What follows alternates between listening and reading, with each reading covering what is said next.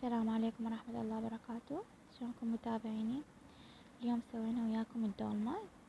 مثل ما تشوفون هاي المكونات. عندنا هنا التمن منقع نص ساعة، أطيب وأسهل دولمة. هنا عندنا هذا التمن نضيف عليه كرفس، طماطة، البصل والثوم والفلفل الحار حتى يصير سبايسي، كيلو لحم وربع كيلو شحم. هاي الليمون نحطه حتى تفتح موضة، ودبس الرمان وصاص. راح تستغربون ليش صاص، بس الصاص من تضيفونه راح يطلع طعم خبل.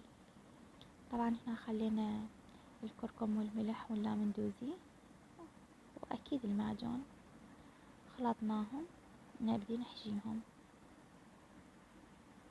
مثل ما تشوفون شنو خلينا بالجدر، والليمون فوق جوا اللحم حتى يفتح موضة كلش قوية. نبدي نرصهم هيجي بالجدر.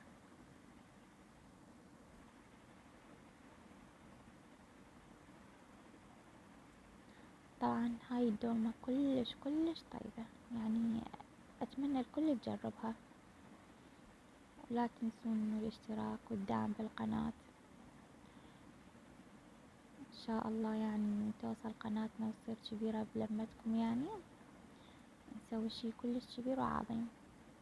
هنا نبدي نخلي لها الصوص اللي هو متكون من معجون وكركم ولامندوزي وملح، ونغطي الجدر. راح نسوي وياكم خبز عروق. حبيت أشارككم اليوم الخبز عروق. مثل ما تشوفون كركم وملح وخمرة عالطحين، وبعدين اللحم، كرفس وطماطة وبصل، ونخلطه ونعجنه. طبعا كلش طيب. ولا تنسون لازم تخلون وياه شحم، ينطي الطعم خرافي.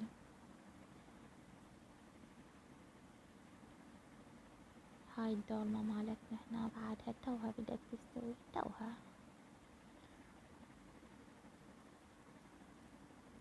شنو تحبون طبخات اسوي لكم اياها؟ اقترحولي. هاي هنا بدينا نشنق العروق.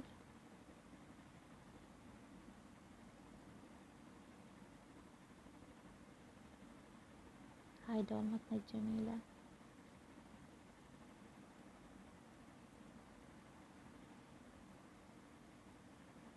أتمنى الكل يعني تدعمني.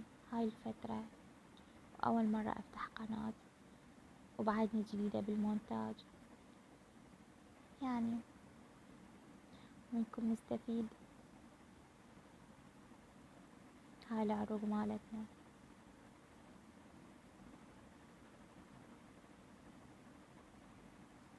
احنا عدنا حضرنا الخضرة، العروق، وهاي دولمتنا الجميلة. يسلمكم العافية يا ربي. لا تنسونا بالاشتراك، شيروا القناة لأصدقائكم. مع السلامة.